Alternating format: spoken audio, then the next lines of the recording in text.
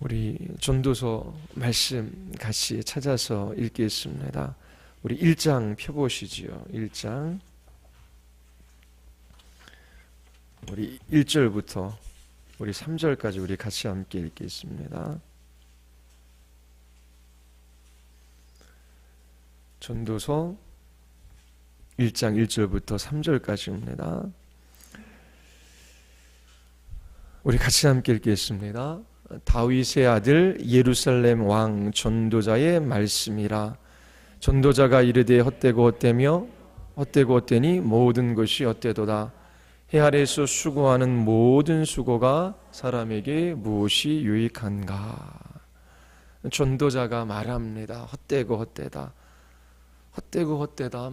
모든 것이 헛되다. 전도서를 읽을 때에 받는 인상이 어떠하십니까? 이 전도서는 구조를 파악하기 어려운 책입니다. 우리가 읽은 전도서 1장 2절과 3절뿐만 아니라 12장 8절에도 이 전도자는 헛되고 헛되도다. 모든 것이 헛되도다 라고 말합니다. 이것을 이제 숨이 쌍간 형식을 띠고 있다라고 합니다. 처음과 끝에 같은 형식을 이렇게 두고 있는 것이지요. 그래서 전도서 전체를 보면 허무주의가 흐르고 있는 듯한 인상을 받습니다. 그런데 또 전도서를 읽어보면 사람이 먹고 마시고 즐거워하는 것보다 더 나은 것이 해 아래 없음이라. 내가 희락을 찬양하노라. 그러니까 막 그 기쁨, 먹고 마시는 즐거움을 찬양하는 그런 구절도 나와요. 그래서 어떤 구절은 허무주의에 관해서 이야기하고 어떤 구절은 마음껏 먹고 마시고 즐겨라라고 하는 쾌락주의를 조장하는 듯한 그런 구절도 있습니다. 그리고 또 전도서 3장 11절에 보면 하나님이 하시는 일의 시종을 사람이 측량할 수 없다. 하나님이 하시는 일들을 우리가 어찌하랴. 그래서 회의주의를 그렇게 주장하는 것 같은 구절도 있습니다. 그러나 분명한 것은 이 전도서가 인생의 허무함과 헛됨에 대해서 강력히 주장하고 있음을 우리는 이 전도서를 통해서 알 수 있습니다. 그 어떠한 책보다 인생의 허무함을 아주 집요하게 다루고 있지요. 전도서를 읽다 보면 과연 인생이란 무엇인가? 라고 하는 질문을 하게 됩니다. 여러분들이 구약의 핵심 메시지를 읽어보셨는지요? 이게 번역된 거라 이렇게 좀 잘 안 읽힐 수도 있어요. 그리고 좋은 구절도 있습니다. 오늘은 이 전도서 이 핵심 메시지 있는 책은 살펴보지 않을 거예요. 그런데 구조는 그대로 이제 제가 가지고 여러분들에게 말씀을 드리겠습니다. 여러분들 책 보시면은 127페이지 앞에 보면은 전도서의 메시지 성공하는 자를 위한 지혜라고 있지요. 자, 이 전도서를 볼 때 세 가지 질문을 해볼 수 있습니다. 첫 번째 질문이 뭐죠? 이 책에서 얘기한 헛됨이란 무엇인가? 헛됨이란 무엇인가? 라고 하는 것입니다. 그리고 두 번째는 왜 헛된가? 왜 헛된가?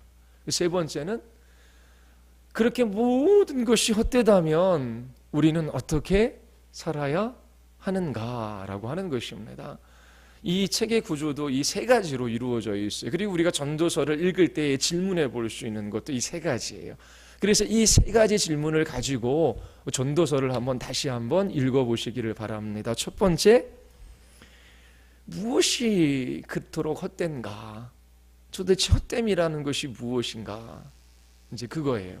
무엇이 헛된가? 두 번째, 왜 헛된가?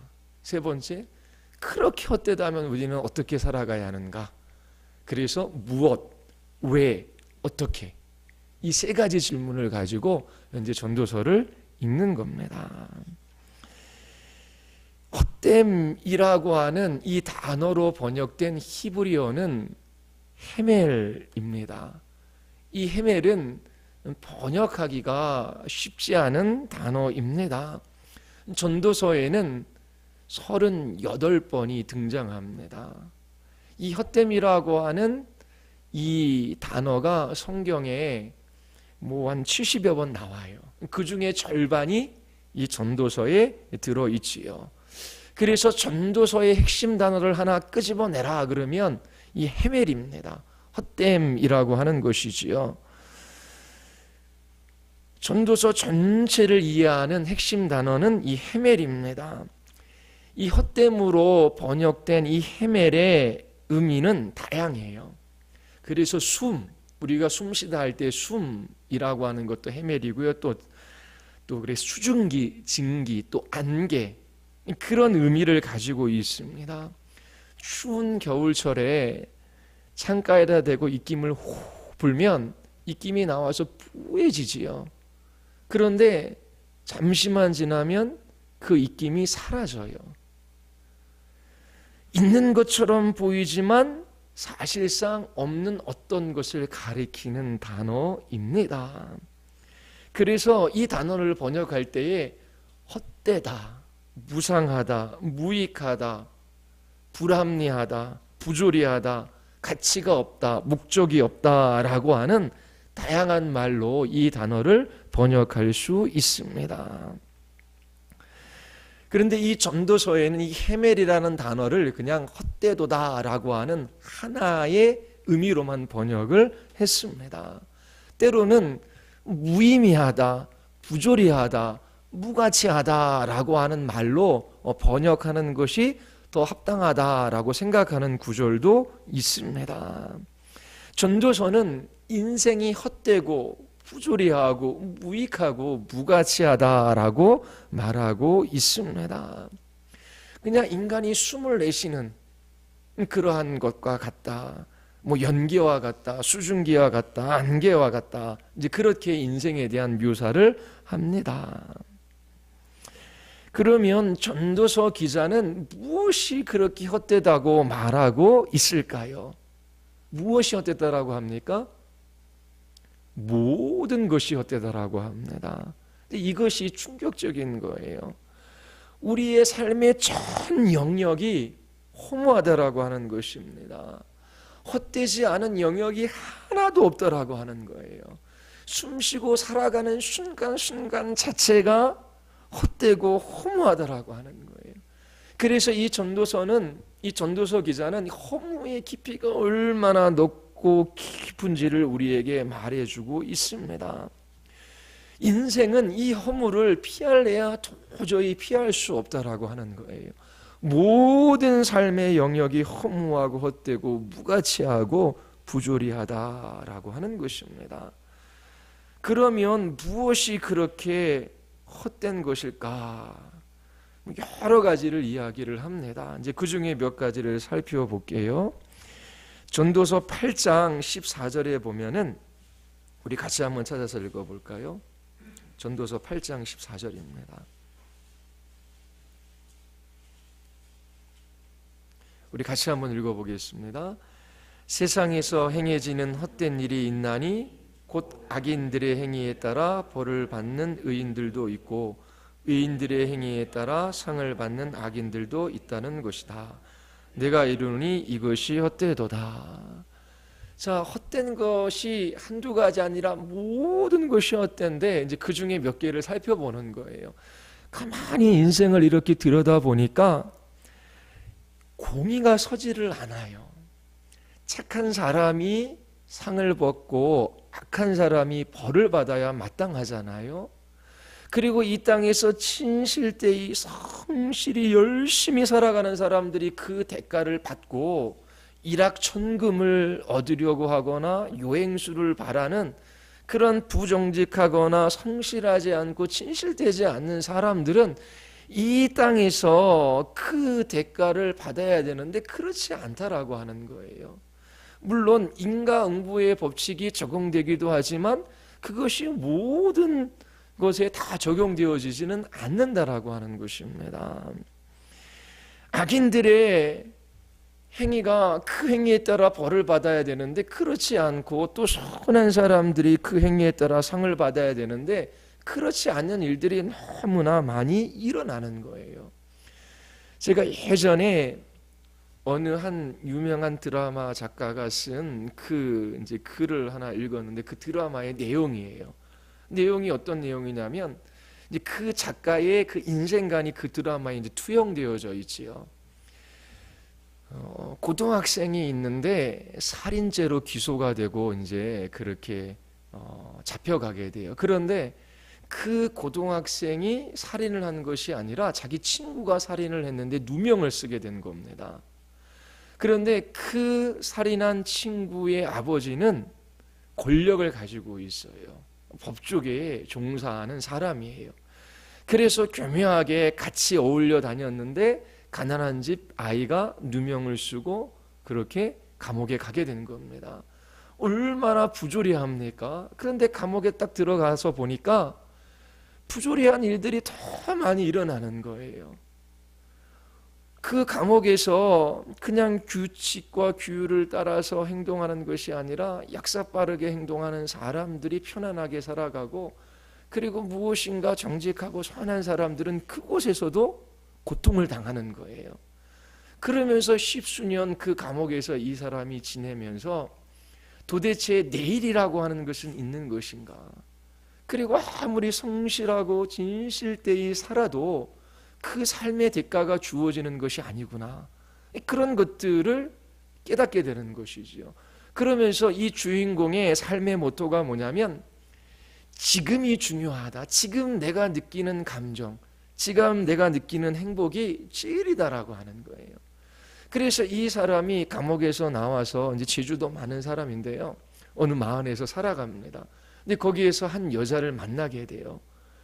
이 여자는 좋은 대학교를 나오고 좋은 직장을 가지고 있어요. 근데 이 여자도 이 남자를 향한 호감이 있어요.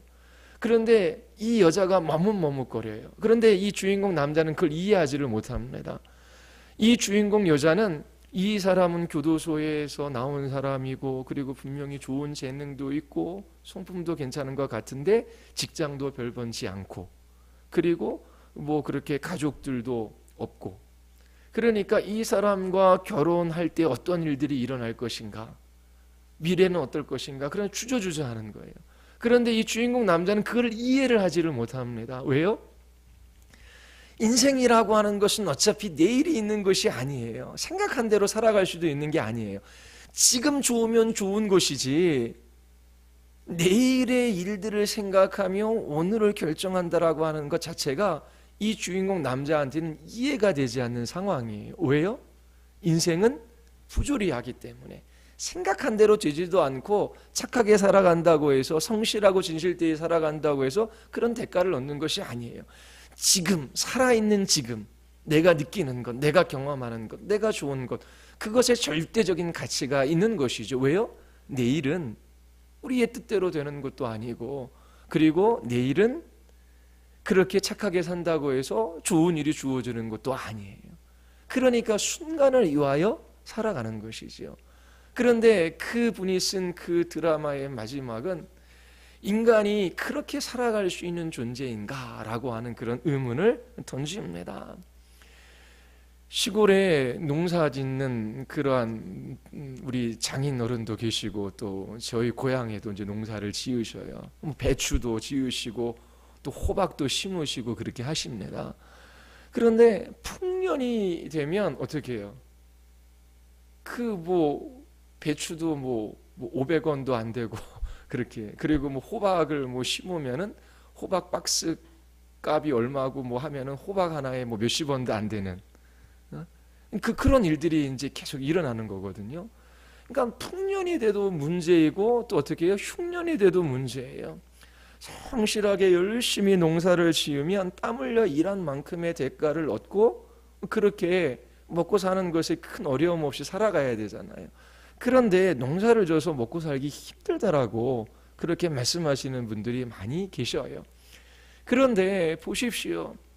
그렇게 땅을 투기하거나 아니면은 TV에서 오르내리는 것처럼 그렇게 뭐 그 부장 판사나 검사로 있다가 나와서 전관 이유를 받고 그래서 변론을 해서 50억씩 뭐 몇십억씩 똑똑똑 받는 그런 일도 일어나지 않습니까? 그러니까 아이들에게도 성실하게 열심히 살면 된다, 그렇게 말할 수 없는 시대가 됐어요. 어떻게 해요? 어떻게 해서든지 한국 사회에서 좋은 학벌을 얻어야 되고, 그리고 그렇게 권력을 가질 수 있는 자리로 올라가야 돼요. 그래야지 이 땅에 있는 것들을 많이 얻고 행복한 삶을 살아갈 수 있다라고 사람들은 생각하는 거죠. 근데 전도서의 기자의 눈으로 볼 때에 그게 너무나 헛된 거예요. 인생은 너무나 부조리하고 그리고 무가치한 것처럼 보이는 것이요. 그리고 전도서 2장 1절에 보면 나는 내 마음에게 이르기를 내가 시험 삼아 너를 즐겁게 하리니 너는 낙을 누리라 하였으나 보라 이것도 헛되도다. 무엇이 헛되다라고 합니까? 인생에 누리는 기쁨, 즐거움도 헛되다라고 하는 것입니다.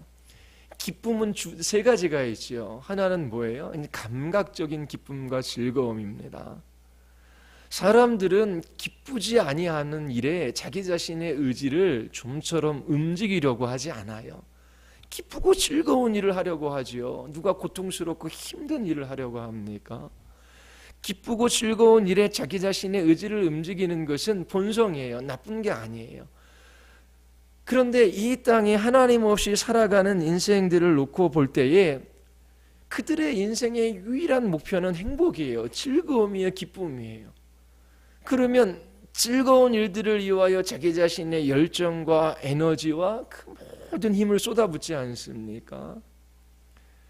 그러면 뭐가 즐겁습니까? 첫 번째, 감각을 충족시키는 즐거움이 있어요. 눈으로 보고 귀로 듣고 입으로 맛보고 하는 이 오감을 충족시키는 기쁨과 즐거움이 있어요. 그런데 감각적인 즐거움은 한계가 있어요. 먹는 것도 배고픈 것과 비례하는 때가 많지요. 배부르면 진수성찬을 차려줘도 먹을 수가 없어요. 그런데 정말 쫄쫄 굶으면 라면 하나도 너무나 소중하고 맛있는 것이지요. 그래서 이렇게 감각적인 즐거움도 많이 이렇게 누리며 살아가는 사람들, 그리고 배고픔을 경험한 사람들 보면은 이게 궁극적으로 이 즐거움이 우리에게 궁극적인 즐거움이 될 수 없다라고 그렇게 생각하게 됩니다. 그런데 뭐 요즘에 TV를 보십시오. 먹는 요리 프로그램이 많지 않습니까? 왜요? 인생에 무거운 그 짐이 있어요. 이 인생의 두 어깨를 짓누르는 허무가 있어요. 그런데 어떻게 해요? 이 혀를 만족시킴으로 인생의 무게를, 허무의 무게를 벗어버리고자 하는 그런 몸부림이 먹는 것으로도 나타나는 것입니다. 그러면 이런 감각적인 즐거움, 이것도 전도서의 기자의 눈에 보기에는 너무나 헛되고 이것도 무가치한 거예요. 그 다음에 뭐 정신적인 기쁨과 즐거움이 있을 수 있죠. 예술가 문학 활동을 하기도 합니다. 근데 거기에서도 마찬가지고, 그리고 무엇인가 깨달아 알아가는 기쁨도 즐거움도 있어요. 그런데 기쁨과 즐거움을 얻었지만 이것이 영원하지도 않고 아주 잠시뿐이고 그리고 쉬이 사라지는 것을 느껴요. 그러면 도대체 내가 이것을 기뻐하는데 이 기쁨이라고 하는 것이 안개와 같고 그리고 있다가 없어지는 거구나. 그러면 그 기쁨의 실체가 무엇일까? 있다가 사라지는 그 기쁨의 실체가 무엇일까? 야, 이 땅이 주는 즐거움도 헛되고 아무것도 아니구나 라고 하는 그러한 것들을 지금 이야기하고 있는 것입니다. 뿐만 아니라 사람들은 이 땅에서 칭찬과 인정받기를 원해요.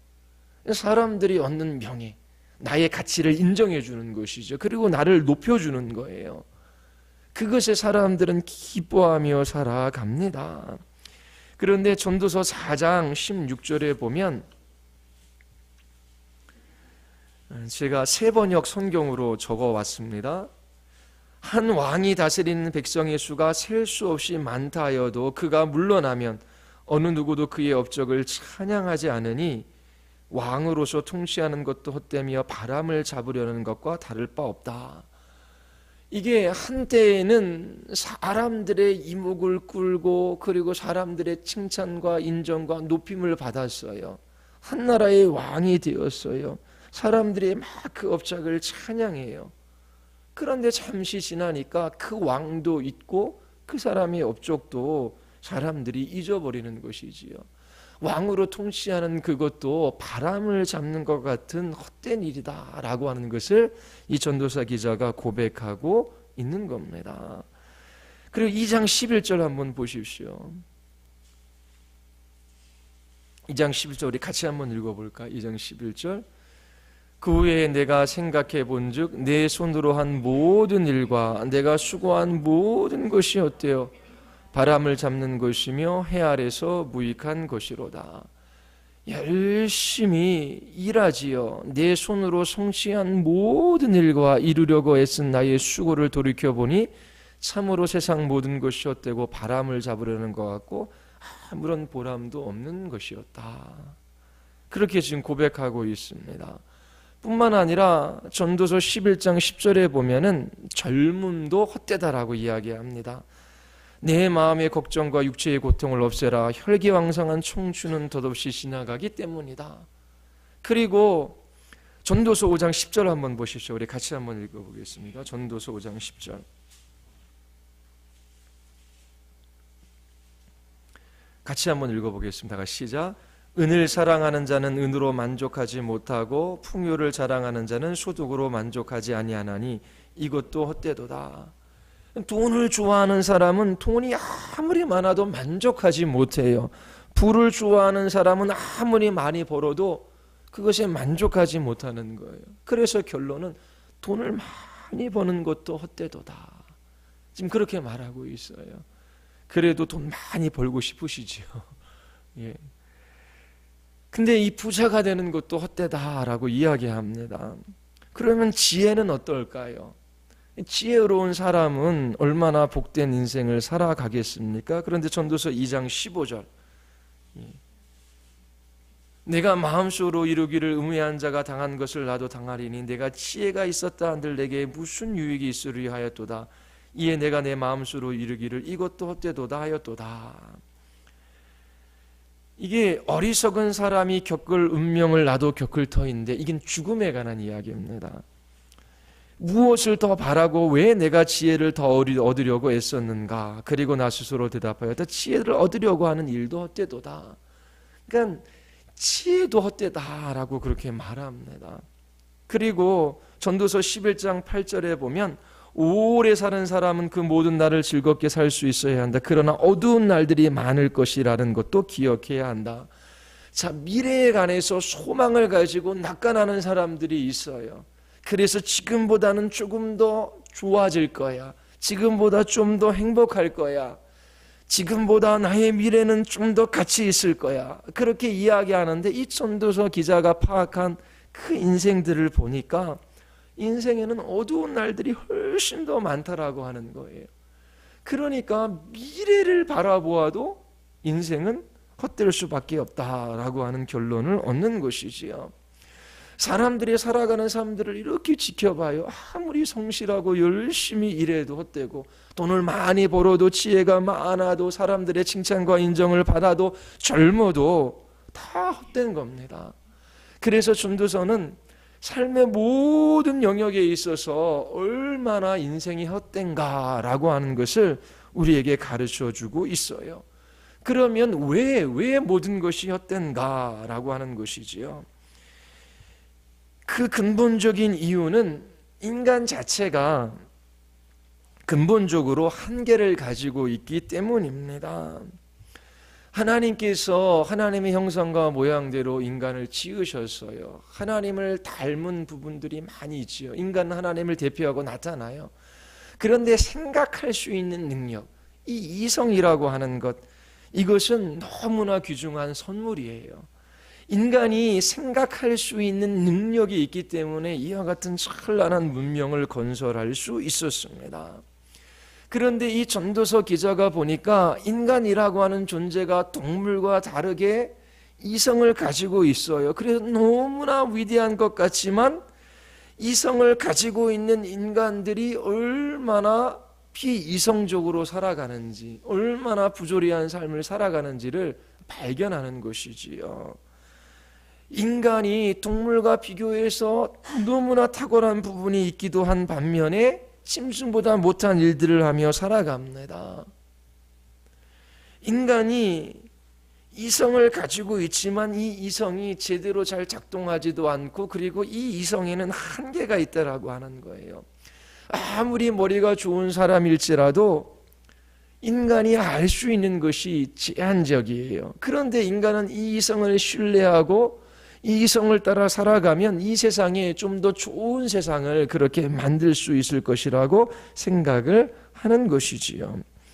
그런데 하나님이 지으신 이 세상을 연구하고 탐구하고 배워가면 배워갈수록 그렇게 많이 배운 사람들이 고백하는 것이 있는데, 아는 것이 너무나 적구나라고 하는 거예요. 그런데 조그마한 사람은 그 아는 것을 자랑해요. 그런데 많이 아는 사람은 어떤 사람이냐면, 야, 인간이 알 수 있는 것이 너무나 작구나, 그러면서 그 이성의 한계를 인정을 해요. 한의학 박사가 되신 분인데, 이분이 교회를 다니기 시작해요. 그 이유가 뭐냐면, 인간의 인체의 신비, 질병에 관해서 연구를 하는데, 조금 학부에서 공부할 때는 그래도 인간에 대해서 알 수 있을 것 같은데, 더 배우고 박사학위를 따고 더 질병과 인간에 관해서 연구하면 연구할수록 나의 이성을 가지고 할 수 있는 영역은 지극히 작구나. 질병이라고 하는 것도 한 20%, 30% 정도만 그 원인들을 알지, 이게 근본적으로 무엇이 문제인지를 잘 모르는구나. 그래서 많이 배우면 배울수록 인간이 아는 것은 지극히 미약하구나 라고 하는 것을 깨닫는 것이지요. 이렇게 인간의 이성에 한계가 있어요. 뿐만 아니라 인간이 할 수 있는 일도 제한적이지요. 자기 자신의 생명도 자기 자신의 손에 있지 않아요. 몸도 마음도 인생도 자기 자신이 주관할 수가 없어요. 뿐만 아니라 인생에는 예기치 않은 사건과 사고가 일어나는 거예요. 9장 한번 보십시오. 9장 11절과 12절.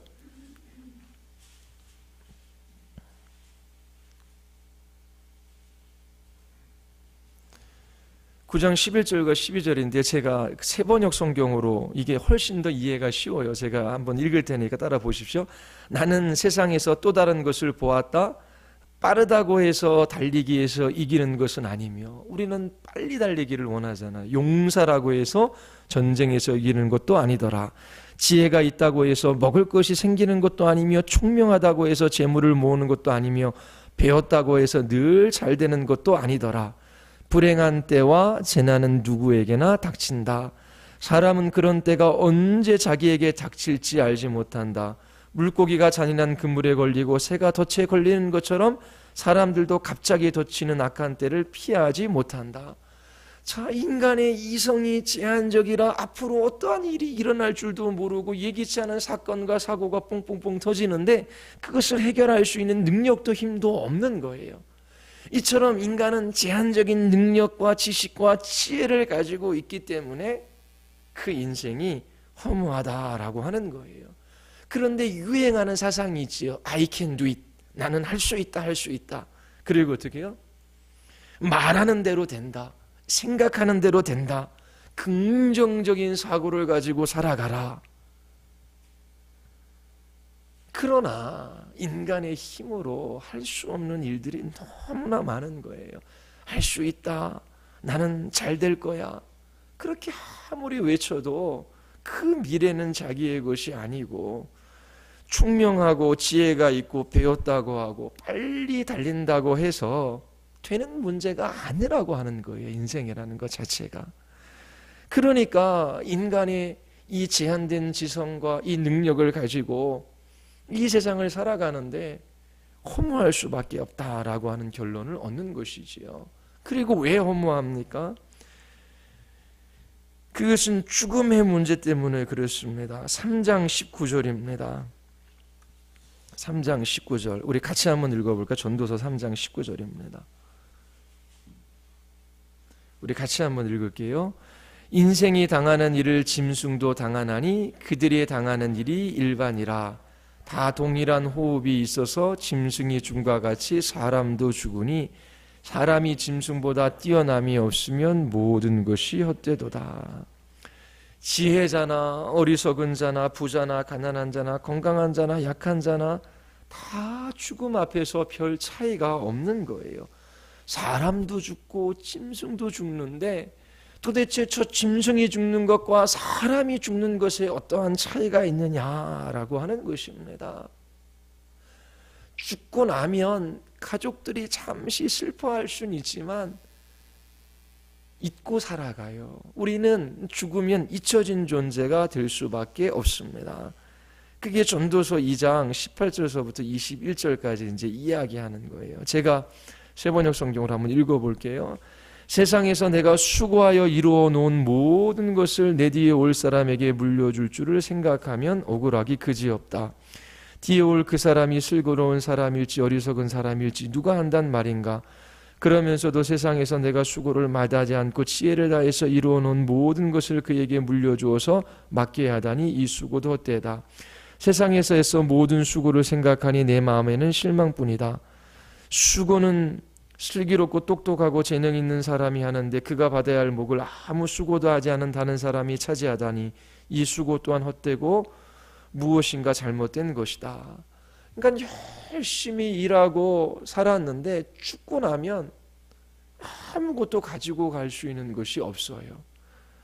그래서 인간의 죽음이라고 하는 것이 짐승의 죽음과 별반 다를 바 없고 이 땅에서 수고하며 많은 것들을 이루어 놓은 것 같지만은 죽음 너머로 가져갈 것이 하나도 없고 그리고 죽고 난 다음에는 사람들이 기억도 해주지 않는 거예요. 우리는 잊혀진 존재로 살아가는 것이지요. 그래서 이 전도자 기자는 인간이 왜 헛된가? 그 모든 것이 헛된 이유가 무엇인가? 인간의 제한된 지성, 제한된 능력 때문이다. 그리고 인간은 죽기 때문이다 라고 하는 것을 이야기를 해요. 그리고 인간이 안에 있는 죄성, 시기심, 경쟁심, 질투심 이제 그런 것들에 관한 이야기도 합니다. 이처럼 인간이 가지고 있는 능력은 제한적이고 누구나 다 죽어요. 그 사실 앞에 인생의 모든 것이 헛되다라고 하는 그런 결론을 얻는 것이지요. 자, 그러면 우리는 이 모든 것이 헛되다면 도대체 어떻게 살아가야 하는가? 어떻게 이 허물을 극복할 수 있는가라고 하는 것입니다. 전도서 기자가 인생을 바라보는 것은 허무, 무가치, 무익함입니다. 전도서가 말하는 것은 하나님 없이 이 세상에 있는 것을 바라보면 허무할 수밖에 없다라고 하는 것입니다. 그러면 이런 문제를 극복하기 위하여 도대체 어떻게 해야 하는가? 이 전도서의 결론입니다. 첫째는 이 모든 것을 있는 그대로 받아들여야 한다라고 하는 것입니다. 인간의 한계 자체가 제한된 능력이 우리를 허무하게 하고 절망하게 하지 않습니다. 하나님께서 사람을 지으셨어요. 사람을 사람답게 지으셨는데 하나님 보시기에 좋으셨어요. 그래서 하나님이 창조하신 그 인간은 인간으로서 완전하고 아름답지요. 하나님께서 하나님의 뜻대로 그 모든 만물을 지으시고 그것들을 통치하고 다스리시고 이끌어 가셔요. 이처럼 나는 하나님이 지으신 피조물이다. 그리고 하나님께서 나를 지으시고 내 인생의 주인이 되어주셔서 내 인생을 이끌어 가신다. 그러면서 하나님을 창조주로 인정하고 자기 자신의 피조물의 한계를 인정하며 살아가라 라고 전도서는 우리에게 말하고 있는 겁니다. 3장 11절 보십시오. 3장 11절 우리 같이 한번 읽어보겠습니다. 하나님이 모든 것을 지으시되 때를 따라 아름답게 하셨고 또 사람들에게는 영혼을 사모하는 마음을 주셨느니라. 그러나 하나님이 하시는 일의 시종을 사람으로 측량할 수 없게 하셨도다. 하나님께서 제때에 모든 것이 일어나도록 만드셨다라고 하는 거예요. 하나님께서 섭리 가운데 창조하신 세계를 이끌어 가신다라고 하는 것이지요. 하나님은 사람들에게 과거도 미래도 생각하는 감각을 주셨어요. 하나님이 하신 일을 처음부터 끝까지 다 깨닫지 못하지만 우리에게 영원을 사모하는 마음을 주셨다라고 하는 것입니다. 그래서 하나님은 우리의 창조주이시며 나는 그분의 피조물이고, 그리고 하나님께서 뜻하신 그 모든 것들을 제때에 이루어가 주시며 또 이 세상이 전부가 아니라 영원히 있다라고 하는 것, 그것을 인정하며 하나님 앞에 살아가야 한다라고 하는, 그것이 이 허물을 극복하는 복된 하나님의 백성의 삶입니다. 하나님, 저는 모든 것을 다 알 수도 없고, 그리고 인생에 일어나는 예기치 않은 사건과 사고 속에서 그것들을 해결할 수 있는 능력도 없습니다. 그러나 하나님께서 창조하시고 창조하신 그 세계를 이끌어 가셔서 그 모든 것을 제때에 이루시고, 그리고 이 모든 것들을 통하여 하나님, 나를 하나님의 나라로 이끌어 가시는 것을 제가 믿습니다 라고 하며, 그렇게 하나님 앞에 그 모든 것들을 인정하는 자세가 필요한 것이지요. 우리의 현실이 때로 부조리해요. 그리고 합리적이지 않는 일들도 일어납니다. 내 뜻대로 되지 않고 어려운 것도 찾아와요. 그때에 내가 이 모든 것들을 다 알 수 있고 이 모든 일들을 다 해결할 수 없잖아요. 그래서 자기가 자기 인생의 주인이 된 사람들은 그 앞에서 절망하고 인생의 허무함을 느끼는 겁니다. 그런데 우리는 인정해요. 맞습니다, 하나님. 제가 이 모든 것들을 이해할 수도 없고 또 이것들을 해결할 수 있는 능력도 없어요. 그런데 하나님께서 이 모든 것들을 아시고 하나님께서 이 모든 것들을 발생하게 하시고 또 하나님이 이 모든 것들을 이끌어 가고 계십니다 라고 하는 것을 인정하는 것입니다. 그것이 바로 허물을 극복하는 이 전도서에서 이야기하는 방식이에요. 두 번째는 전도서 2장 24절입니다. 하나님이 우리에게 좋은 것을 많이 주셨어요. 그 주신 선물을 누리며 살아가는 것입니다. 2장 24절 우리 같이 한번 읽을까요? 사람이 먹고 마시며 수고하는 것보다 그의 마음을 더 기쁘게 하는 것은 없나니 내가 이것도 본즉 하나님의 손에서 나오는 것이로다.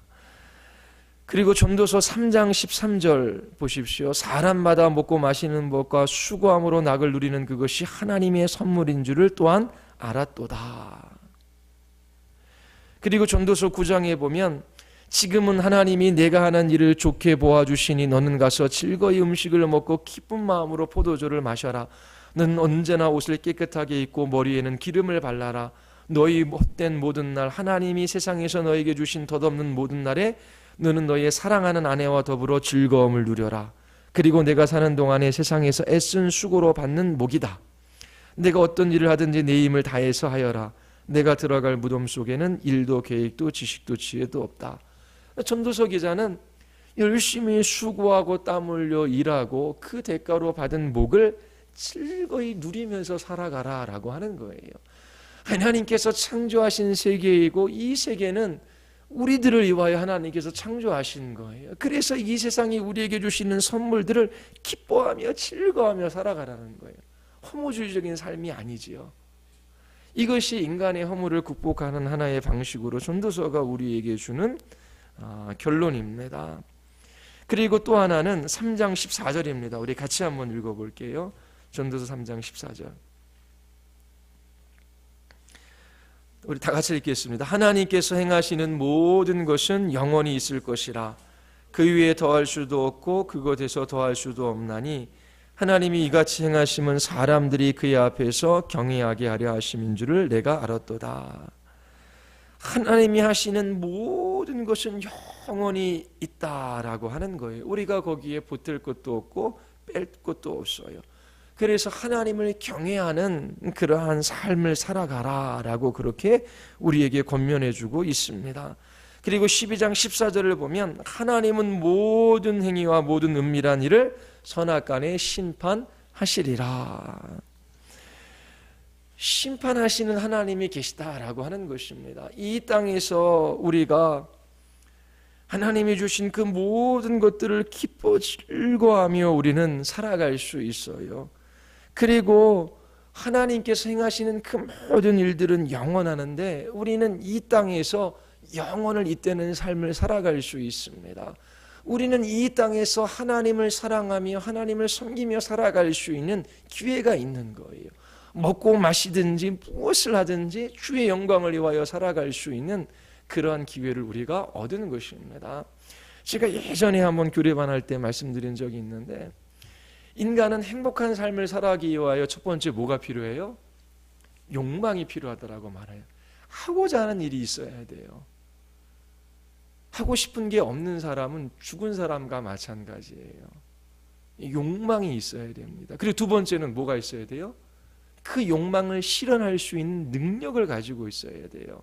아, 나는 여행을 다니고 싶어. 그럼 여행 다니고자 하면 어떻게 해야 돼요? 돈이 있어야 되잖아요. 건강도 있어야 되잖아요. 그렇죠? 그리고 어떻게 해요? 해외여행 다니면 영어도 조금 해서 사람들과도 사귀고, 그럼 그 능력이 있어야 되잖아요. 그런데 세 번째, 욕망도 있고 능력도 있는데 세 번째 뭐요? 기회가 주어져야 돼요.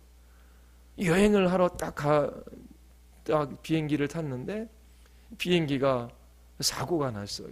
여행지에 도착을 못했어요. 여행할 기회가 안 주어지는 거죠. 삶의 기회가 있어야 돼요. 그리고 네 번째 뭐가 필요해요? 자기가 하는 그 일에 가치와 의미가 있어야 돼요. 그래야지 인간이 복된 삶을 살아갈 수 있어요.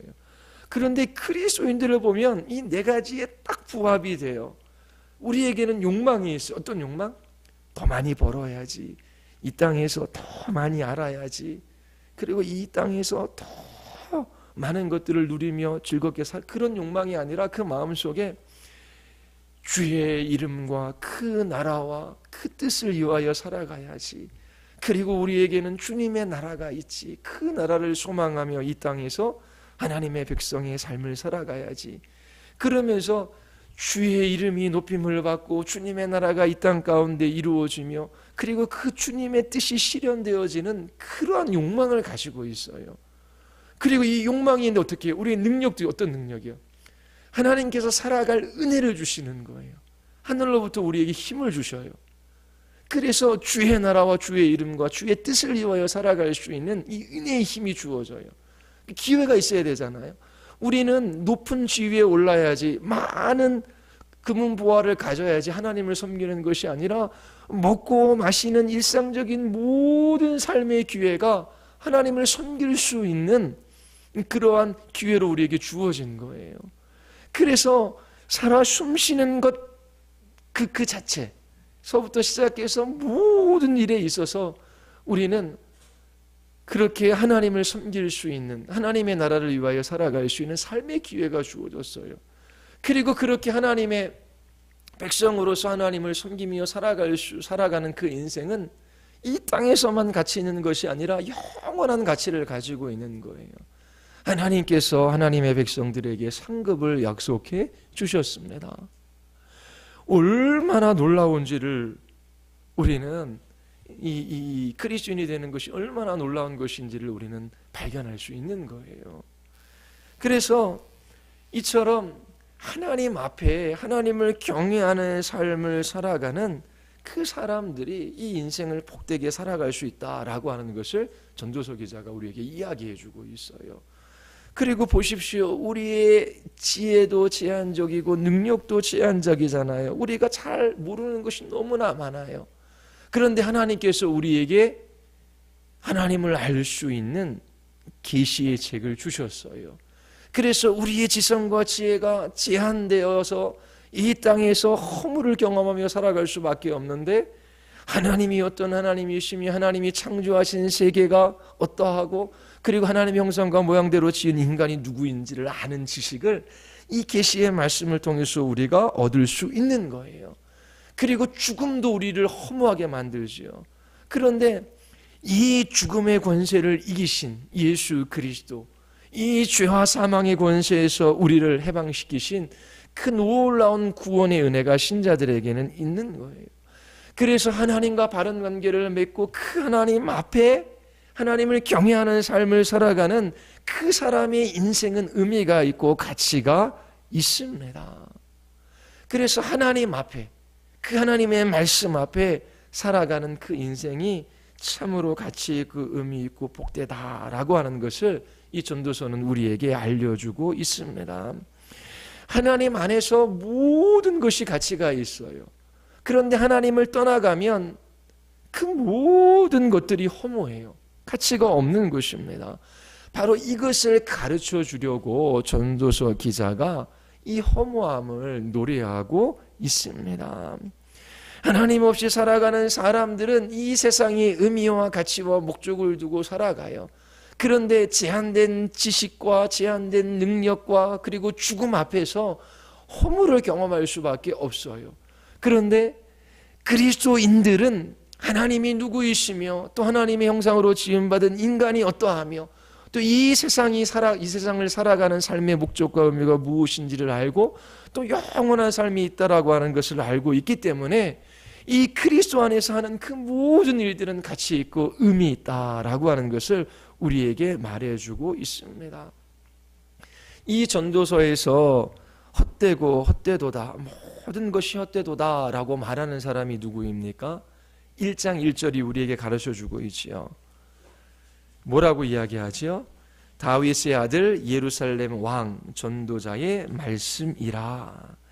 다윗의 아들 예루살렘 왕이 누구일까요? 전통적으로는 솔로몬으로 해석해요. 그런데 이 전도서에 쓰인 히브리어를 보면은 이 시대의 히브리어하고는 좀 거리가 멀다라고 하는 것을 학자들이 이야기를 합니다. 그리고 여기서 다윗의 아들이라고 할 때 아들은 그냥 바로 밑에 아들이 아니라 후손을 가르치는 단어로 사용해요. 그래서 전통적으로는 솔로몬으로 해석하지만 그런데 이 저자가 누구인지는 분명하지는 않다. 이 본문을 통해서 그렇게 결론을 내리기도 합니다. 그런데 분명한 것은 솔로몬은 우리가 지혜의 왕이잖아요. 그렇죠? 그래서 전통적으로 솔로몬으로 보는 것도 좋고요. 근데 더 중요한 것은 이거 누가 쓴 것이다? 왕이 기록한 거예요. 왕. 솔로몬이 아니더라도 이스라엘의 왕 중에 누군가가 이것을 기록한 거라고 하는 것이지요. 왕은 절대 권력을 가지고 있어요. 많은 소유를 그렇게 가진 사람이죠. 그리고 솔로몬은 세상 그 어떠한 사람보다 지혜로운 사람입니다. 최고의 지혜와 권력과 그리고 많은 물질을 가지고 있는 사람이에요. 이 사람이 인생을 가만히 들여다보니까 그 결론이 헛되고 헛되도다라고 하는 것입니다. 아무것도 가지고 있지 않은 그러한 저기 시골에서 산골에서 그렇게 화전하며 살아가는 사람이 인생은 헛되고 헛되도다라고 이야기하면 아무도 귀를 기울이지 않을 거예요. 그런데 이 땅에서 가져볼 수 있는 그 모든 것들을 가져본 사람이 지금 이야기를 하는 겁니다. 그래서 이 전도서가 우리의 귀에 또 들리는 것이지요. 우리가 많은 것들을 소유해봐야 그 소유가 헛되다는 것을 아는 것이 아니라 이미 이 세상에 있는 것들을 가질 수 있는 것만큼 가진 사람이 헛되고 헛되도다라고 말하고 있어요. 그래서 우리는 많은 것들을 경험해 보지 않아도 이 전도서를 읽다 보면 우리도 경험하는 것이 많이 있어요. 그래서 이 결론 부분에서 이야기했던 것처럼 우리는 하나님 앞에 피조물의 한계를 인정하고 그리고 하나님이 하나님 되심을 고백하며 그 하나님의 통치와 다스림 속에서 그렇게 살아가야 합니다. 그것이 복된 인생입니다. 그리고 하나님의 말씀 앞에 설 때에 하나님께서 모든 것들을 다 우리에게 알려주시진 않지만 하나님과 세상과 인간에 관한 지식과 지혜를 가지고 하나님을 경외하는 삶을 살아갈 수 있는 겁니다. 자, 인생의 무게가 너무나 크기 때문에 어떻게 살아가야 할지 몰라 방황하는 사람들이 많이 있어요. 제 머릿속에 떠나지 않는 장면 중에 하나가 도울 김용욱 씨의 그 따님이 행위예술가예요.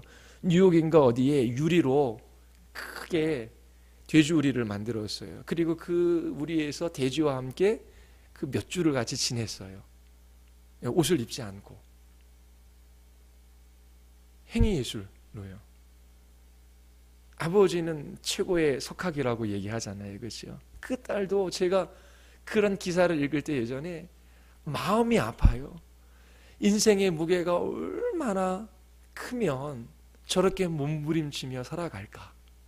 저렇게 인생이 무엇인가? 인생의 가치와 의미와 목적이 어디 있는가? 인간은 누구인가? 그런 것들을 알기 위하여 막 몸부림치는 그 영혼의 고통이 그 사람이 하는 말과 그것들을 지켜보면서 글을 쓰는 사람이 글들을 통해서 이렇게 느껴져요. 그렇게 살아갈 수밖에 없는 인생이 하나님 바깥에 있으면, 그리스도 없이 살아가면 그렇게 몸부림치며 살아갈 수밖에 없는 것입니다. 그러한 사람들에게 찾아가서 인생이 헛되다라고 하는 것을 분명히 같이 공유하고, 그리고 왜 헛된지, 인간의 제한된 지식과 능력, 이 죽음, 이 죄, 이것 때문에 인생은 이렇게 헛될 수밖에 없는데, 그럼 우리가 어떻게 살아가야 하는가? 결국 하나님이 창조주시며 우리가 피조물임을 인정하고 그 하나님의 섭리 가운데 주신 말씀을 붙들고 하나님을 경외하는 그 마음으로 살아가는 그 삶의 태도를 가진 그 인생이 얼마나 복된지, 여러분들이 하나님 안에서 주신 것들을 누리며 기뻐하며 그렇게 사람들에게 이 복음을 전할 수 있어야 하는 것입니다. 그리스도인이 된다라고 하는 것은 이 세상 그 어떠한 것과 비교할 수 없는 최고의 복입니다. 여러분들이 어떻게 내가 하나님의 자녀가 되었지? 내가 어떻게 그리스도인이라 성도라 일컬음을 받게 되었지? 내가 어떻게 예수 그리스도를 믿고 그 영원한 주님의 나라를 소망하며 이 길들을 걸어갈 수 있게 되었지? 하나님의 다함 없는 사랑과 은혜구나라고 하면서 여러분들이 그렇게 현실을 직시하고 베풀어 주신 구원의 은혜에 감사하며 그렇게 살아갈 수 있게 되기를 바랍니다. 우리 같이 한번 우리 기도하시겠습니다. 우리 기도하실 때 하나님의 자녀로 그리스도인이라 일컬음을 받으며 살아가는 이 인생의 복을 깊이 하나님 더 알아가게 하여 주셔서 찬양하게 하여 주시옵소서. 하나님 한 분 예배하게 하여 주시옵소서. 그리고 하나님, 살다 보면 우리의 연약함 때문에 그 인생의 많은 무게가 우리를 괴롭게 합니다. 하나님 앞에 나아가게 하여 주시옵소서. 하나님이 하나님 되심을 인정하며 주의 말씀을 붙들게 하여 주시옵소서. 그리고 하나님, 그리스도 바깥에서 고통하는 영혼들 하나님 기억하여 주시옵소서. 우리 같이 한번 기도하시겠습니다.